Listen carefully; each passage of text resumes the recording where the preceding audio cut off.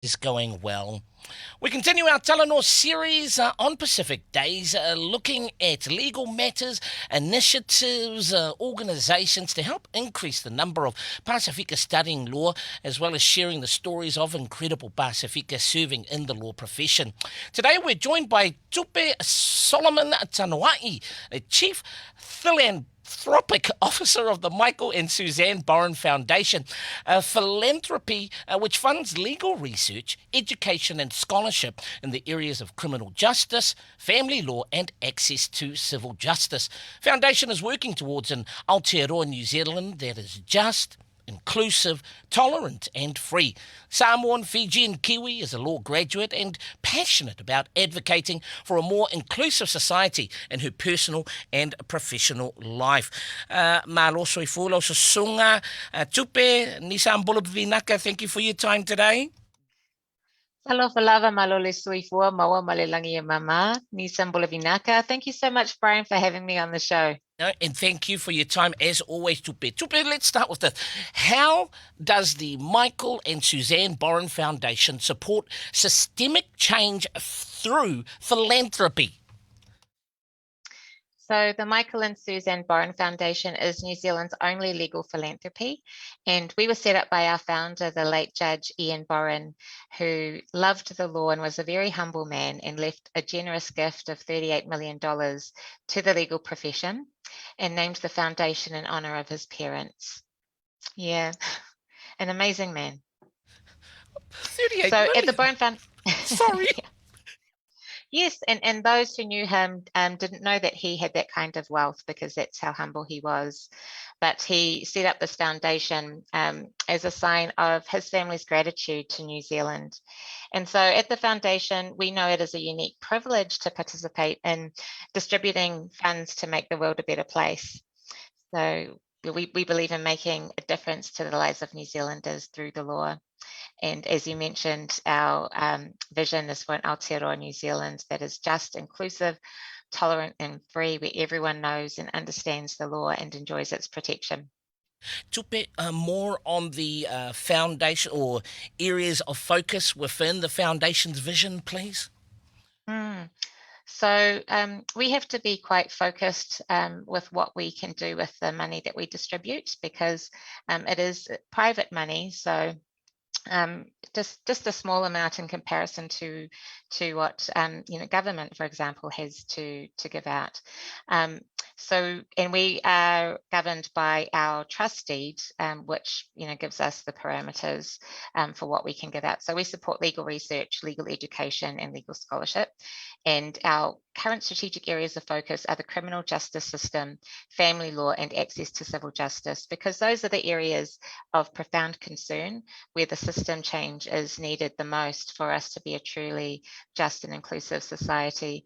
And to mention some of the problems that we're grappling with in these areas, right now, while the prison population is the lowest it's been since 2008, 38% of the people in prison are on remand, which means they haven't actually been convicted yet, or maybe they're waiting for their sentence. They're prisoners being held in custody while they await their trial or their sentencing.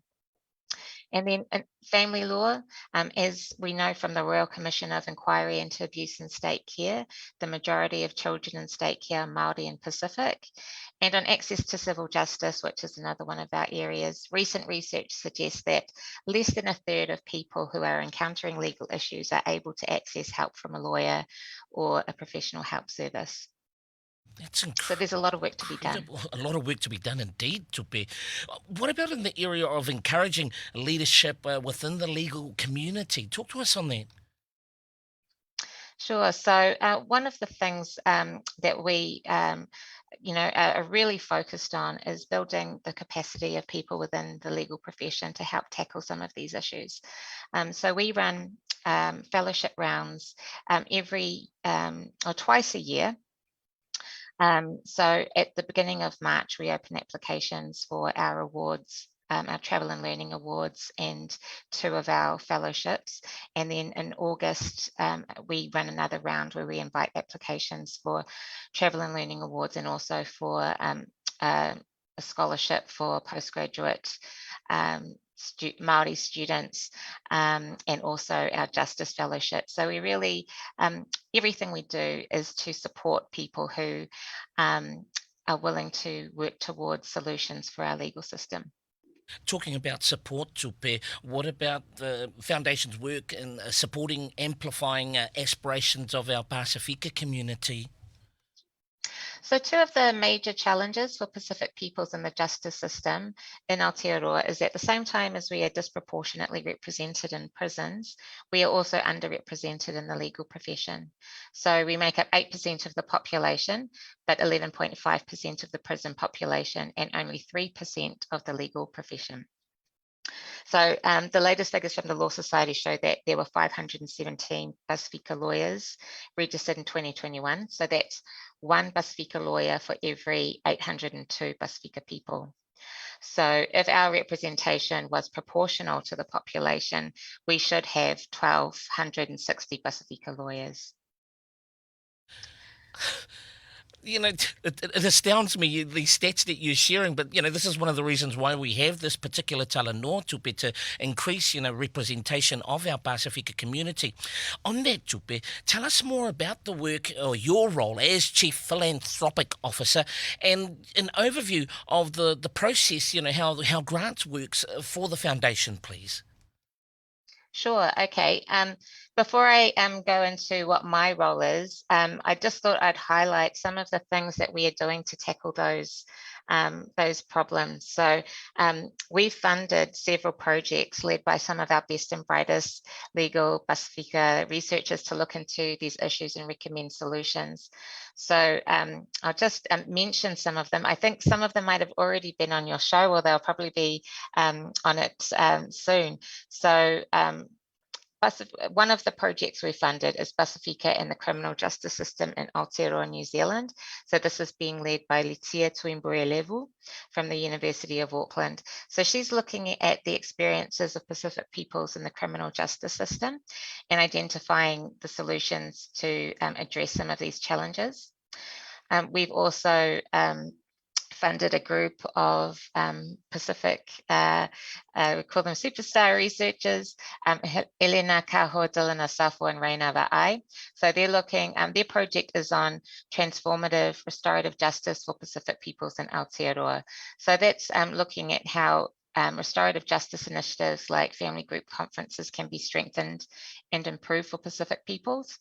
And then we have a dynamic duo out of the University of Victoria University of Wellington, Dr. Meli Tupou Vaitohi and Williame Ngudake, looking at improving Pasifika legal education.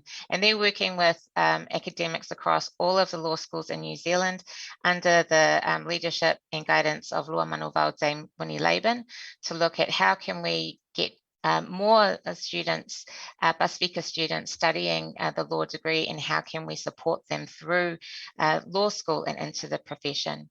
So really that gives you a kind of window into what my focus is. My job is to go out and identify the individuals and the organizations who have the ideas and who will do the work to help move us towards transformative change in the system. And also support them. I've listened to people's ideas and can advise on whether their idea is a fit for our eligibility criteria for what we can fund. And then once we do fund people, then we do all that we can to do more than give. It's not just about proactive philanthropy is not just about giving money. It's also about helping to open doors and things like that. Our Grants and Scholarships Committee are made up of some of the leading legal minds in Aotearoa. So it really is a privilege to work, I guess, to be kind of a cultural broker between the people who have the ideas and need the support to make those ideas happen, and the committee who makes the decisions. And one of the grants, of course, the first ever conference for the Pacific Lawyers Association, if I'm correct, Tupe. So that's amazing. That's right. Of course. That was a wonderful opportunity to show our Pasifika youth the kinds of careers that you can have if you choose to study law. Tupe, before you go, why law for you as a career pathway, and words to those that are maybe looking to undertake this journey of becoming a lawyer, solicitor? Mm. So I grew up in a family that really emphasized the value of education. And I chose law because I thought that it would be a good fit with what I enjoyed, but mainly because I knew it would give me the skill sets that would allow me to better serve my community. And I guess the thing that has absolutely proven to be true. A law degree gives you so many different options. I've had a very varied career. And I guess the thing is, when you are in an environment where you have so many options, the best thing I think is to align yourself with a purpose rather than any one job. And the job that I have now, as well as all of my creative passions, have allowed me to follow my purpose of encouraging and moving towards a more inclusive Aotearoa New Zealand. A very big thank you, Whakataitele Lava, Vinaka Level, Chief Philanthropic Officer with the Michael and Suzanne Borrin Foundation, Tupe Solomon-Tanoa'i. Always a pleasure, Tupe, and have a great day. Ia manuia. Yeah, whakataitele lava mo le avanoa. Thank you, Brian. It's 8